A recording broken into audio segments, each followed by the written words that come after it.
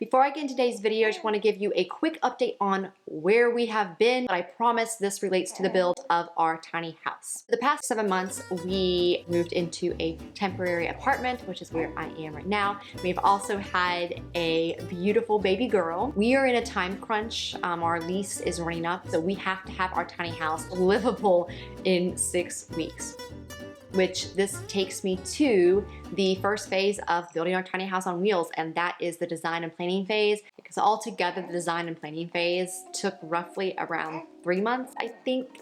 We underestimated the amount of time that it was going to take to build our tiny house. The original plan was, when we got back from traveling overseas, was we moved in with Greg's parents temporarily. We were going to have a baby at the beginning of the year in 2020. We're going to have a baby! Tiny house was going to be done. That was the original plan, and it did get altered a bit. So definitely give yourself more time, especially if you're kind of like a DIY individual or couple building your own tiny house.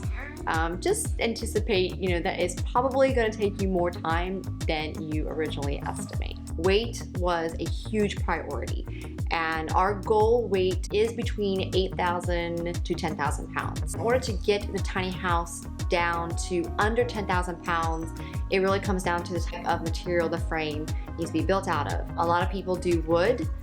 Some do steel. Steel is much lighter, and so we decided to build the frame of our tiny house on wheels using steel. Another important decision we had to make to get the weight down was choosing the type of trailer we wanted. We could either get a trailer that has like the tongue, I think that's what it's called, or choosing to do the gooseneck, which goes into the bed of the truck. The weight was going to be less for us by getting a trailer with the tongue. Another important point to hit to get our tiny house down to under that 10,000 pounds was deciding on the final size. We went back and forth on having like a 20-foot long tiny house versus a 24-foot.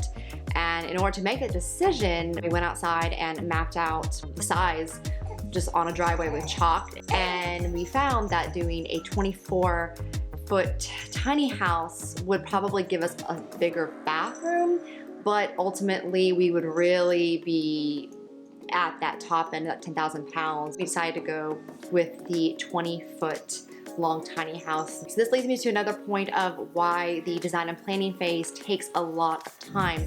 And a part of that was finding the right trailer.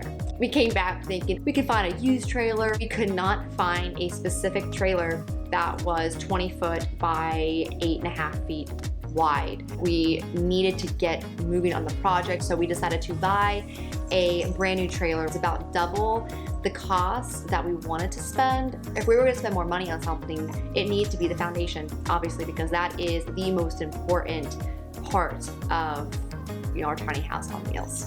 So another part about the design and planning phase of building our tiny house on wheels was deciding on a budget.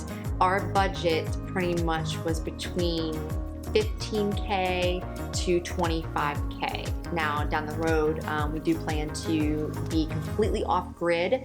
That will increase the cost, but altogether we would love to be all in under $30,000. The next phase in designing and planning our tiny house was figuring out the floor plan. In order to do that, we had to list out our priorities. Do we want a galley style kitchen? Do we want stairs? Do we want a ladder? How big do we want our living space? How big do we want our loft space? If you are familiar with our channel, you may know that we have been building our businesses from the road.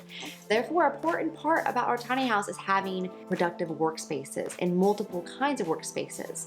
We decided to sacrifice a little bit more of the bathroom space in order to give us a bigger living space so that we could have a really nice working desk area. Once we decided on the floor plan, then it was time to move into designing this. I chose to start with just using SketchUp. It was free just to use the browser-based version. And then from that design, Greg's dad was able to take my design and mock it up into his 3D program to actually make it structurally sound. During that design and planning phase, it's difficult because you're putting a lot of time and energy, but initially, you don't see it. And for the longest time, we would just look outside and get a little discouraged because all we would see is just our trailer. Until we started seeing the structure being built, we started to get more excited. In the next video, I will be sharing with you the next phase, which is building the tiny house on wheels. And that includes, the frame, the subfloor, the insulation, installing the windows and the door. We cannot wait to move into our tiny house. Renting this apartment for another like 6-7 months is not an option. We really want to get on the road. Paying this rent is just absolutely ridiculous. It is just too expensive for 800 square feet of space. This is the first video that I am recording after having a baby. Come here, happy baby. Ah, Taylor. Oh, okay. Okay, I'll be back. Okay, I am back. I have her temporarily happy. You have a couple resources, a couple people. Hi.